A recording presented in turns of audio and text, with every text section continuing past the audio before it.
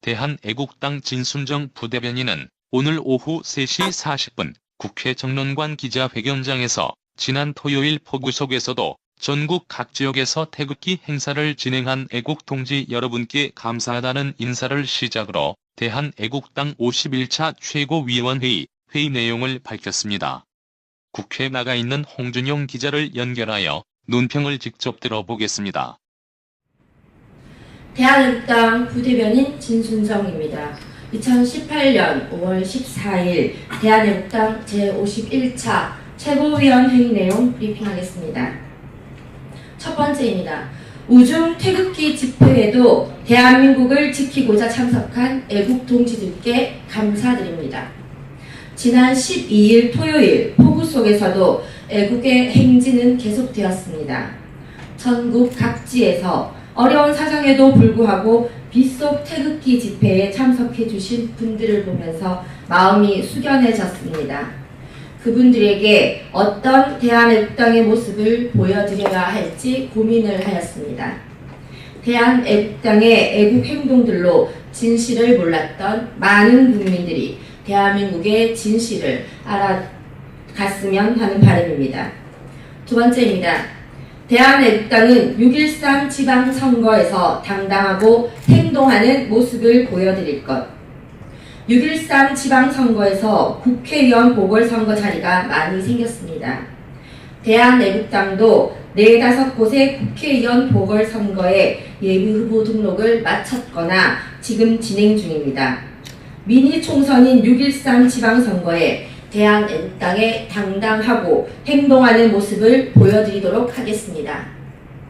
주사파 정권과 주적 김정은의 4.27 판문점 선언을 통한 안보쇼가 아니었으면 이번 선거는 문재인 정권 집권 1년에 대한 심판의 선거가 되었을 것입니다. 1년 만에 대한민국의 시장경제를 바탕으로 한 자본주의의 근간이 흔들리고 있습니다. 또한 모든 경제 지표에서 IMF의 버금가는 상황을 보여주고 있습니다. 최고의 청년 실업률, 최저임금의 급속한 인상에 따른 자영업자들의 붕괴가 바로 그 증거입니다. 많은 자영업자들이 거의 도산 상태입니다.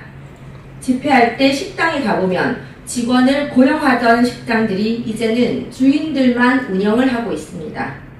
그 많은 직원들은 다 어디로 갔습니까?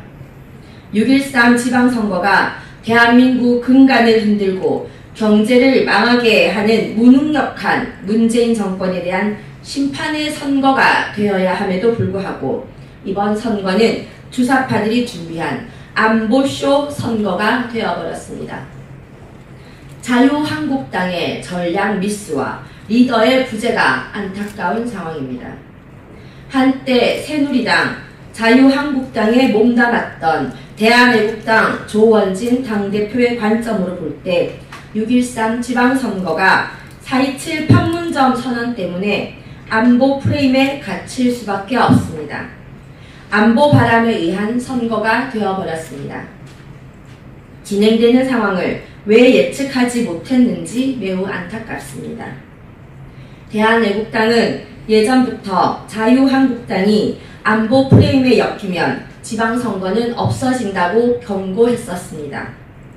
강력한 국내 정치 중심의 정치 프레임을 가져와야 한다고 주장했었습니다. 더 우려되는 것은 6.13 지방선거가 하루 전 미북회담이 예정되어 있다는 것입니다. 이 또한 4.27 선언의 연장선입니다. 이번 선거는 좌파들의 프레임에 엮여버렸고 그 프레임의 전체는 너무 큽니다. 드루킹 문제에서 많은 사실들이 속속 밝혀지고 있습니다. 우선 드루킹은 2016년 6월부터 활동을 시작했습니다. 드루킹 블로그, 드루킹의 자료창고 글 중 3분의 1이 박근혜 대통령에 관한 글이었습니다. 박근혜 대통령에 대한 기사도 댓글 작업을 하였습니다. 9만여 기사의 댓글을 조작하였고 2억 7,900만 개의 댓글 공감 클릭을 했습니다. 이것은 대한민국 전체 여론을 조작한 것입니다. 수사의 기초 단계에서 밝혀진 것이 이 정도입니다. 킹크랩을 어떻게 사용했는지는 아직도 밝혀지지 않고 있습니다. 우리는 네이버에서 실시간 검색을 주로 봅니다. 중요한 이슈에 따라서는 충분히 조작 가능성이 있습니다. 죄 없는 대통령을 댓글로 여론 조작하고 그 여론 조작을 음모를 가지고 공작하였습니다. 이것이 박근혜 대통령을 마녀사냥하고 파면당하게 하였습니다. 이제 진실의 일부분이 밝혀진 것입니다. 국정원에서 26만 개 댓글 작업을 했다고 관련자들 모두 구속이 되었습니다. 지금은 9만 개의 기사를 매크로를 통해서 조작을 했습니다. 국민의 여론이 아니라 조작되고 프로그래밍된 여론입니다. 매크로에 의해 멀쩡한 대통령이 탄핵되었습니다.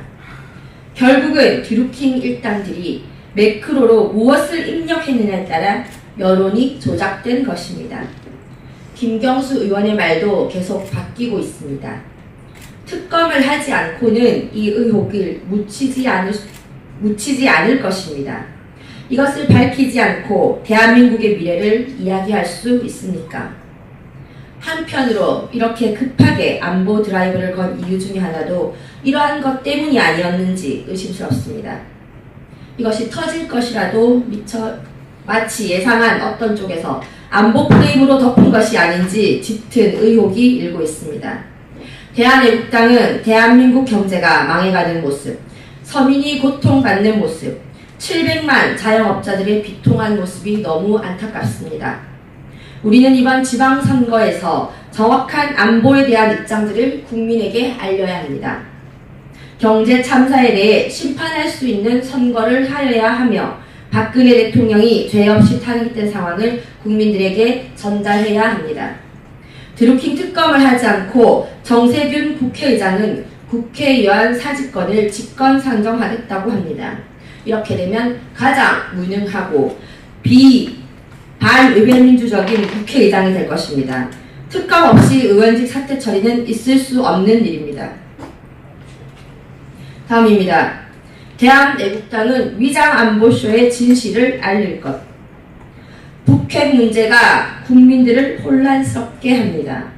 북한은 언론 매체를 통해 반미, 반제라는 용어를 서슴없이 사용하고 있습니다. 앞으로는 미국과 손을 잡고 미국 인지를 풀어주면서 그들의 언론 방송을 통해서는 반제주의를 말하고 있습니다. 이것이 북한의 실체입니다. 태영호 전 공사는 북한은 절대로 핵을 포기하지 않을 것이라고 합니다. 김정은은 핵이 평화수호의 복음이라고 말했다고 합니다. 결국은 일부분 핵 포기 흉내를 낼 것이라고 말합니다. 북한 핵심부의 내용을 가장 잘 아는 사람 중 한 명이 바로 태영호 전 공사입니다. 한반도의 완전한 비핵화에 대한 선언을 할 가능성은 있지만 결국 구체적인 내용에 들어가게 되면 체제 안정 보장을 위반한다는 이유로 시간을 끌 것이 분명합니다. 이것은 김정일의 전략과 같습니다. 북한이 협상 테이블에 올라간 이유는 유엔이나 미국을 통한 대북 제재 강도가 높기 때문입니다. 김정은 스스로가 죽음의 그림자를 본 것입니다. 죽음의 그림자를 피하기 위해 평화쇼에 앞장서고 있는 것입니다. 대한민국은 북한 체제를 풀어주고 돈도 줄 것입니다. 북한은 2, 3년 후에 다시 핵 개발을 하게 될 것입니다. 이러한 상황들은 계속 반복될 것입니다. 근본적으로 해결할 수 있게 북한에 대한 제재 강도를 더 높이면 북한 내부에서 봉기가 일어나게 될 것입니다. 그러면 김정은 체제가 끝이 날 것입니다. 이것이 바로 북한 주민에 대한 해방입니다. 지금이라도 거짓 평화쇼를 중단하고 제재를 강화해야 합니다. 절체절명의 기회를 주사파 정권이 또 놓치고 있습니다. 주사파 정권이 들어서지 않았고 대통령이 탄핵되지 않았더라면 김정은은 곧 무너질 것입니다. 통진당 아로 세력들 중심으로 촛불을 들고 이 촛불이 거짓 여론에 의해 국민들을 속였습니다. 이것이 역사의 진실입니다. 김정은을 살리기 위해 박근혜 대통령을 죽인 것입니다. 역사의 진실이 이제 조금 밝혀졌습니다. 만약 김정은이 물러나고 봉건 국가가 무너지면 북한 주민들이 해방되고 친북 주사파 세력은 사라지고 대한민국은 자유통일되고 대한민국은 세계경제 7위권으로 올라가게 될 것입니다. 이러한 역사의 중요한 일들이 1, 2년 사이에 벌어졌습니다. 국민들은 아직도 편파 언론에 속아서 박근혜 대통령이 뇌물을 받은 줄 알고 있습니다. 거대한 음모에 의해 대한민국이 사회주의로 가는 단계에 있는 것입니다. 여태 막혀있던 북한 사이트가 지금 다 풀려 있습니다. 대한민국 안보관을 다 무너뜨린 것입니다. 이런 것에 대한애국당은 우려를 표합니다. 대한애국당은 4.27 판문점 선언은 도저히 인정할 수 없습니다. 문재인 좌파 독재 정권은 안보쇼를 즉각 중단하고 국민 민생에 전력을 다해야 할 것입니다. 위장 안보쇼의 진실을 알리는 것도 바로 대한애국당이 해야 하는 일입니다. 2018년 6월 14일 대한애국당 부대변실에서 말씀드렸습니다.